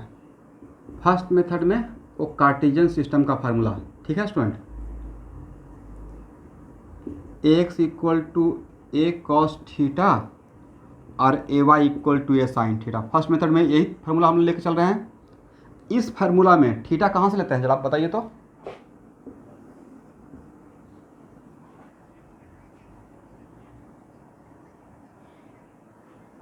इसका मतलब यहाँ पे थीटा का वैल्यू 300 आएगा, ये राइट। इस केस में, इस एग्जांपल में थीटा का वैल्यू कितना डिग्री रहेगा, क्या मैं सही हूं?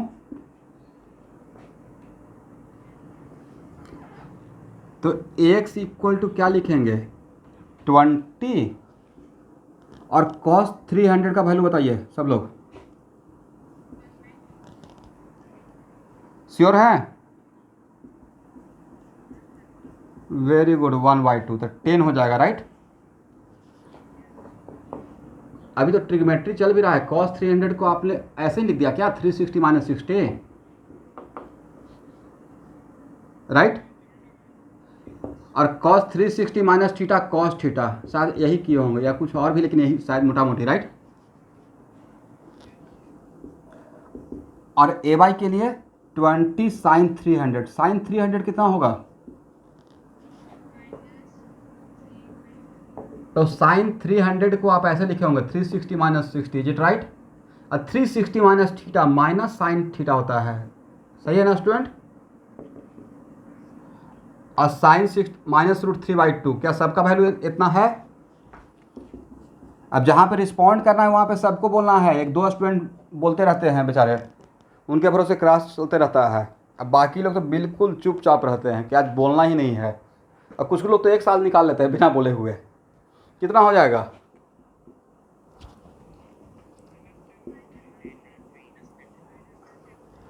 -10√3। आकांक्षा भारद्वाज देखिए तो सही है,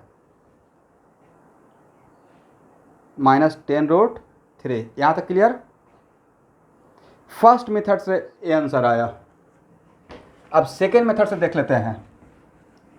सेकेंड मेथड में फार्मूला में सिर्फ क्या यूज करना था, कॉस। सेकेंड मेथड यही था ना, A equal to A cos theta, correct. अब यहाँ पे इस मेथड में ऑलवेज कॉस चलता है। एक्स इक्वल टू क्या लिखिएगा, 20 कॉस थीटा। क्या था यहाँ का theta, very good, angle between your given vector and with x axis या पॉजिटिव एक्स एक्सिस। कितना आया, 10, राइट। और इस मेथड से ए वाई इक्वल टू, आप पता है ना कि यहाँ पे कॉस ही चलेगा, साइन नहीं चलेगा। कितना लिखे हैं, तो यहाँ पे जो थीटा रहेगा वो क्या रहेगा, angle between your given vector and positive Y axis, not Y negative Y axis. कौन सा एक्सिस,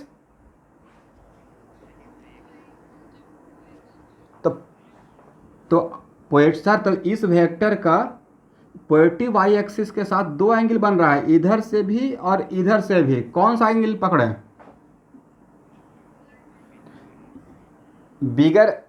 यहीं पे किसी का डाउट था, जिनका डाउट था प्लीज अलर्ट होकर देख लीजिए सही से। किसी का डाउट था ना कि सर कौन सा एंगल लेंगे,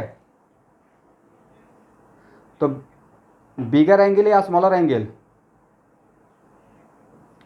तो ए एंगल सेलेक्ट करेंगे, राइट। और मैं निगेटिव वाई एक्सिस, इस फार्मूला को लगाने के लिए निगेटिव वाई एक्सिस के साथ, अब कुछ स्टूडेंट इतना शॉर्टकट चलते हैं, वो वेक्टर देखेंगे वाई एक्सिस देख लेंगे। अब बस सर 30, भाई निगेटिव वाई एक्सिस के साथ नहीं बोला हूँ उस फार्मूला को लगाने के टाइम पे, निगेटिव वाई एक्सिस या पॉजिटिव वाई एक्सिस, यस, तब सही से कंपोनेंट का रिजल्ट देगा, राइट।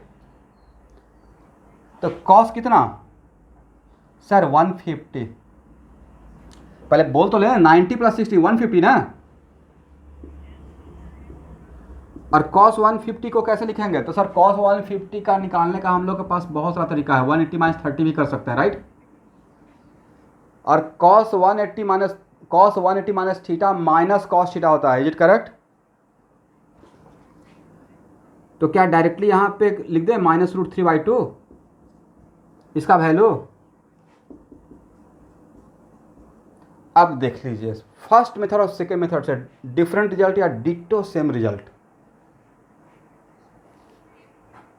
सेम रिजल्ट है। तो अब तो उस फार्मूला पे आपको ट्रस्ट हो गया और ये भी पता चल गया कि वो फार्मूला का पावर ज़्यादा है। एक्स कम एक्स भी दे सकता है, ए वाई दे सकता है, और कोई भी वाई दे सकता है, किसी भी डायरेक्शन में दे सकता है कंपोनेंट, राइट। इसलिए अगर आपको एक्स कंपोनेंट और वाई कंपोनेंट निकालना है तो अब आज के बाद आपकी मर्जी, आप इस फार्मूला से निकालिए या इस फार्मूला से निकालिए, मुझे कोई फ़र्क नहीं पड़ता है। तो सर व्हाट स्कूल एग्ज़ाम, तो देखिए जनरली एक थोड़ा सा किसी के बारे में मैं वॉइस होकर या क्रिटिसाइज करके नहीं बोलूँगा, बट एक्चुअली अगर स्टैंडर्ड बुक पढ़िएगा तब जाकर ये सारा चीज़ मिल जाता है जो मैंने यहाँ पे। आपको लगता है कि कोई सिर्फ मेरे पास से फार्मूला होगा, एक कहीं ना कहीं लिखा हुआ होगा या हम लोग के टीचर पढ़ाए होंगे हाई लेवल की बुक में। तो वहाँ से आपके लिए आसान कर रहे हैं कि ये लेकर चल रहे हैं। तो अगर स्कूल का एग्ज़ाम है और आपके पास दोनों मेथड है, तो जनरली स्कूल के एग्ज़ाम के लिए भाई स्कूल के एग्ज़ाम में वो काम कीजिएगा।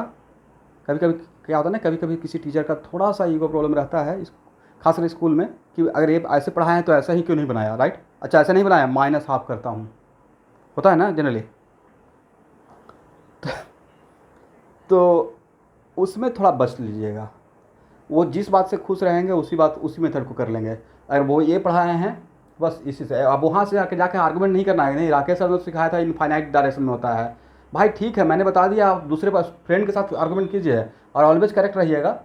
बट स्कूल के एग्ज़ाम में लिखना है, टर्मिनल एग्ज़ाम में, तो उसमें जो भी मेथड हो वहाँ पे स्कूल में फॉलो कर जाके, क्योंकि आपके पास सारा मेथड है, जो भी मेथड आपको लगता है उससे बना के आइएगा जिससे कि मार्क्स मिल जा सके, राइट।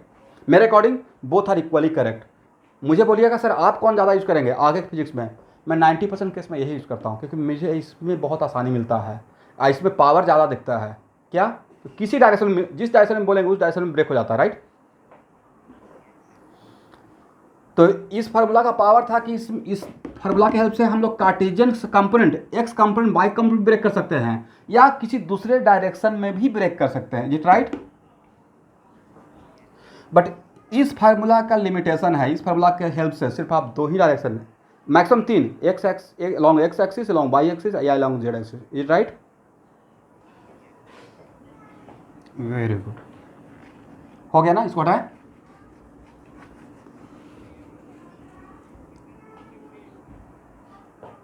ये तो सिर्फ कार्टेशियन सिस्टम है और वो सर कहीं भी लगा देंगे, राइट।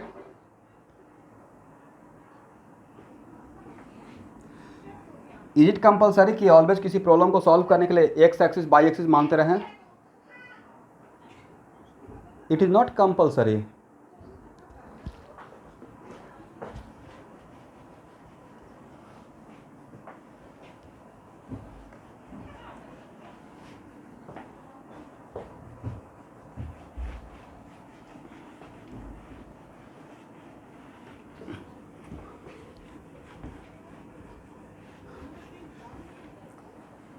और कुछ कुछ स्टूडेंट बीच में गायब होते रहते हैं, वो भी देखते रहिएगा। पहले ज्वाइन करते हैं फिर तो भाई अभी पूरा दुनिया सबके लिए जो गायब हो जाते हैं कुछ देर के बाद या लास्ट मोमेंट में, तो ऐसा बिल्कुल मत कीजिएगा। नेटवर्क का अगर इशू है तो नेटवर्क ठीक कीजिए, तो टाइम निकल जाएगा तो फिर वापस नहीं आएगा। या कुछ वेट करते रहते, चलो माहौल ठीक होगा, अनलॉक होगा, बढ़िया से पढ़ेंगे, वो सब कुछ नहीं चलता है। टाइम आपका स्टार्ट हो गया, ये नेटवर्क ख़राब रहता है, जियो फाइबर लगा लीजिए।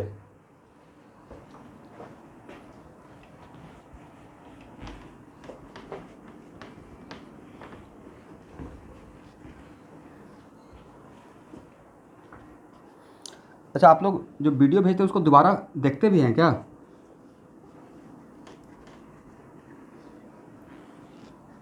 भाई क्लास में अगर 100% समझ में आ गया और आप लिख चुके हैं तो लिखा हुआ नोट्स को देखिए, क्योंकि वीडियो फिर देखिएगा तो नहीं तो बहुत ज़्यादा हेक्टिक हो जाएगा लाइफ।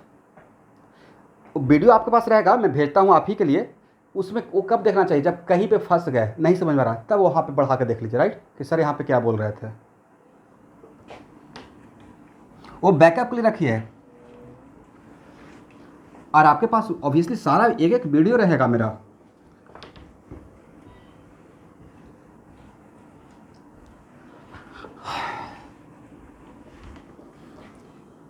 चलिए एक और एग्जाम्पल लेते हैं।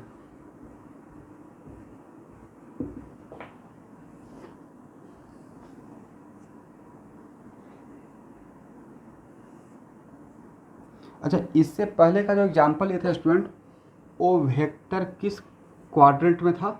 इससे पहले जो एग्जाम्पल लिए थे फोर्थ ना, और फोर्थ क्वाड्रेंट में एक्स कंपोनेंट पॉजिटिव और बाई कंपोनेंट निगेटिव होता है, राइट। क्या साइन बाई सही आया था वैल्यू? और दोनों मेथड से साइन बाई सही आया था या सिर्फ फर्स्ट मेथड से? दोनों मेथड से। चलिए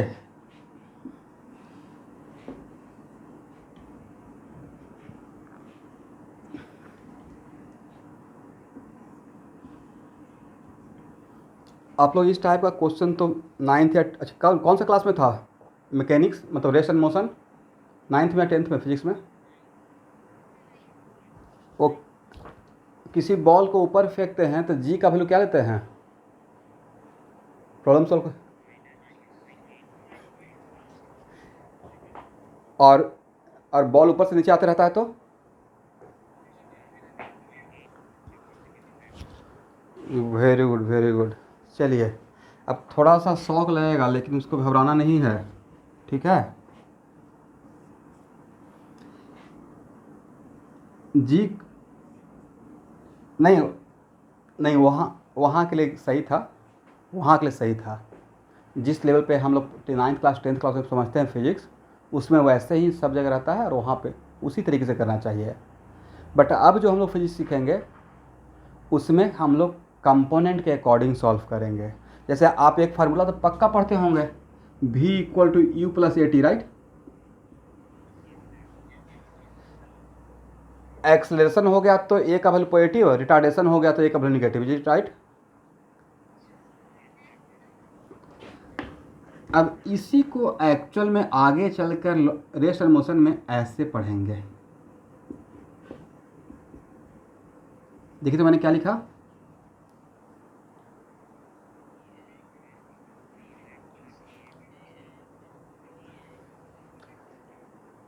इसका मतलब मैं एक्स मोशन का बात कर रहा हूँ। कौन सा मोशन? X motion. और एक्स क्या है सर? एक्स है component of acceleration vector, right? और कंपोनेंट कैन बी पॉजिटिव और निगेटिव, राइट? यस। अब यहाँ देखिए, ये है, it is very important to note that acceleration due to gravity, क्या पढ़ते हैं स्टूडेंट?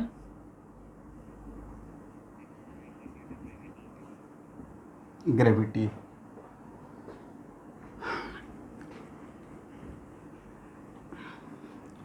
यहाँ देखिए मेरे पास एक पार्टिकल है, ध्यान से सब लोग सुनिएगा, बाद में नहीं कि सर कंफ्यूज कर रहे हैं। एक मेरे पास पार्टिकल है जो ऊपर से नीचे आ रहा है। कहाँ से कहाँ आ रहा है?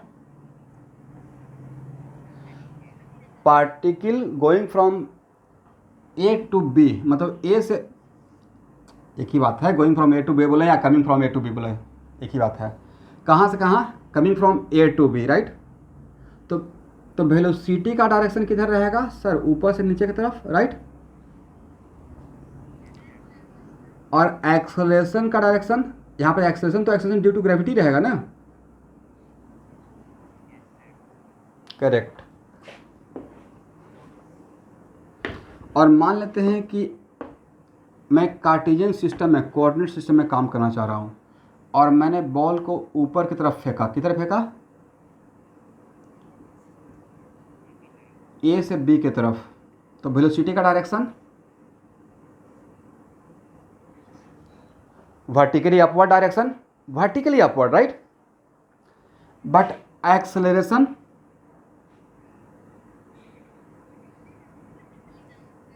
तो सर दोनों केस में एक्सेलरेशन ड्यू टू ग्रेविटी नीचे की तरफ ही रहेगा, राइट? वजह भाई, एक्सेलरेशन किसके वजह? एक्सेलरेशन किसी का इफेक्ट है। एक minute let me finish. Yes yes, थोड़ा मुझे बोलने दीजिए। Acceleration is the effect of force, right? Acceleration किसके वजह से होता है? फोर्स की वजह से, राइट? तो जिस डायरेक्शन में फोर्स लगेगा, आप लोग एक फार्मूला पढ़े हैं ना, F=ma, थोड़ा बहुत पढ़े होंगे। वो सही नहीं था, ए सही था, F=m×a, राइट? और एक ऐसा क्वांटिटी, सर ए तो है किस, कौन सा? वेक्टर। और एक ऐसा क्वांटिटी, क्या इसको ऐसे लिख सकते हैं? 1/m×f। और एक्सेलरेशन के वजह से फोर्स होता है या फोर्स की वजह से एक्सेलरेशन होता है? वेरी गुड, तभी तो मैं बोल रहा हूँ acceleration is the effect of force. ऐसा मत बोलिएगा force is the effect of acceleration, उल्टा नहीं बोलना है, राइट? तो ए का डायरेक्शन, तो ये नहीं लगता कि sir it is kind of, एक आपने वेक्टर में जो पढ़ाया था v = λ × a के जैसा हो गया? किसी वेक्टर को अगर स्केलर क्वांटिटी से मल्टीप्लाई करते हैं तो जो नया वेक्टर मिलता है इसका डायरेक्शन और इसका direction same direction. This is the वजह एक्सेलरेशन ड्यू टू ग्रेविटी, तो बोल रहे हैं एक्सेलरेशन ड्यू टू ग्रेविटी, तो बोल तो रहे हैं मोटा मोटी एक्सेलरेशन, इसका मतलब फोर्स की वजह से हुआ होगा एक्सेलरेशन, राइट। तो किसी पार्टिकल को अगर हम लोग ऊपर की तरफ प्रोजेक्ट करेंगे, फेंकेंगे, तो उस पर फोर्स कौन लगाएगा? अर्थ, राइट। और अर्थ अपने डायरेक्शन में फोर्स लगाता है, क्योंकि ये न्यूटन का लॉ है, ग्रेविटेशनल फोर्स ऑफ रिपल्सन बोलते हैं या ग्रेविटेशनल फोर्स ऑफ अट्रैक्शन बोलते हैं। और अट्रैक्शन का फोर्स ऑलवेज एक दूसरे के तरफ होता है, अवे नहीं होता है, टुवार्ड्स होता है, राइट। दैट्स वाई पार्टिकल मेरा ऊपर से नीचे आए या नीचे से ऊपर जाए, acceleration due to gravity always नीचे की तरफ रहेगा। इतना क्लियर हो गया? चलिए स्टूडेंट, अब इस एक्सेलरेशन का मुझे एक्स कंपोनेंट चाहिए, इस एक्सेलरेशन का एक्स कंपोनेंट चाहिए, और हम लोग इस फार्मूला का यूज करेंगे अब। तो इस एक्सेलरेशन का, किसका? ये मेरा एक्सेलरेशन क्या है? जी है ना, यहाँ पे एक्सेलरेशन क्या है? तो इसका एक्स कंपोनेंट कितना होगा? Very good. तो सर आपने सिखाया था कि कोई भी वेक्टर किसी डायरेक्शन के साथ अगर 90 डिग्री बना लेगा तो उसका कंपोनेंट उस डायरेक्शन में 0 होगा। Is it correct? तो एक्स कंपोनेंट तो 0 हो गया, right. What about y component?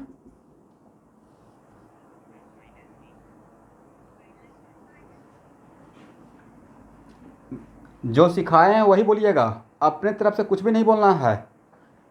तो सर बाई कंपोनेंट के लिए मेरा वेक्टर का डायरेक्शन नीचे है, एक्सेलरेशन वेक्टर का, राइट।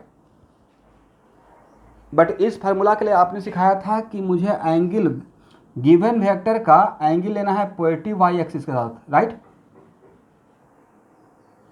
तो मेरा वेक्टर नीचे की तरफ था लेकिन पॉजिटिव वाई एक्सिस ऊपर है, तो एंगल कितना लेंगे? 180 ना।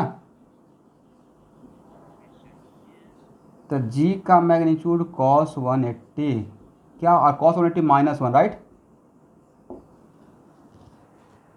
कितना हो जाएगा? -g। Is it correct? अब ओके, एक्सेलरेशन मेरा ये है और उसका मैं बाई कंपोनेंट पूछ रहा हूं। कौन सा कंपोनेंट? तो इस फार्मूला के लिए, इस फार्मूला से बाई कंपोनेंट निकालने के लिए क्या करते हैं बोलिए? पॉजिटिव वाई एक्सिस एंगल लेते हैं, छोटा वाला। बट आपका वेक्टर तो ऐसे है ना स्टूडेंट, अब पॉजिटिव वाई एक्सिस नीचे रहेगा या ऊपर रहेगा? ऊपर। और फिर भी आपको नहीं समझ में आ रहा है कि सर एंगल कैसे निकालेंगे? तो एंगल निकालने के लिए किसी वेक्टर को पैरेलली शिफ्ट करके ओरिजिन पे रख देते हैं। अब बताइए इधर वाला एंगल लें या इधर वाला? सर बात एक ही है, लेकिन लेना तो पॉजिटिव वाई एक्सिस के साथ है, 180 ही मिलेगा, राइट। जब 180 है तो कोई बड़ा और छोटा का बात रह गया। तो ए बाई इक्वल टू क्या लिखेंगे? जी, सब लोग 1 मिनट रुकिएगा, जी कॉस 180, तो क्या लिखेंगे? अब ये आज आपको बहुत सरप्राइजिंग लग रहा होगा कि अभी तक तो सर लाइफ अच्छा चल रहा था कि अगर पार्टिकल ऊपर से नीचे आएगा तो प्लस जी लेते थे, राइट। बट कार्टेशियन सिस्टम में आपको -g ही लेना है। कौन सा जी? प्लस जी या -g? इसका तो इस एक्सेलरेशन का बाई कंपोनेंट पूछेंगे तो क्या होगा? -g। अब इस डायरेक्शन में पार्टिकल कहां से कहां जा रहा है?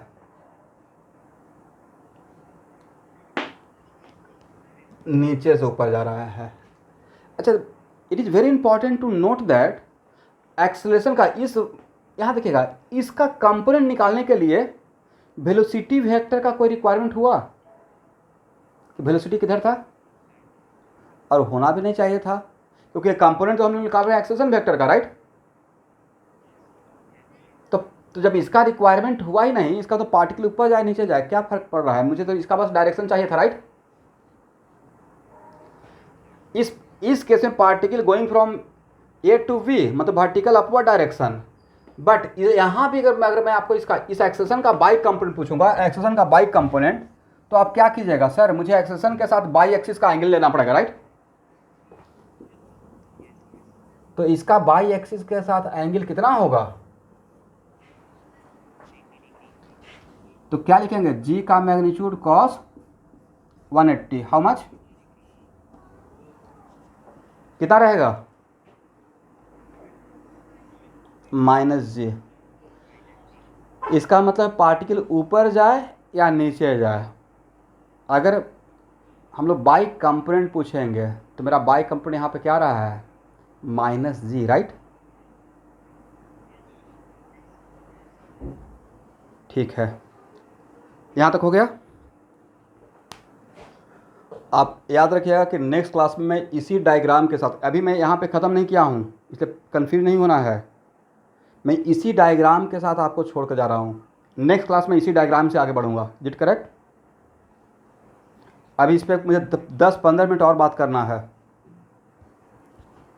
तब आपको एक्चुअल कॉन्सेप्ट समझ में आ जाएगा कि एक्चुअल में who is responsible for negative Y या पॉजिटिव वाई, ठीक है, -g या +g। आज क्लास इतना ही। Thank you everyone, thank you students.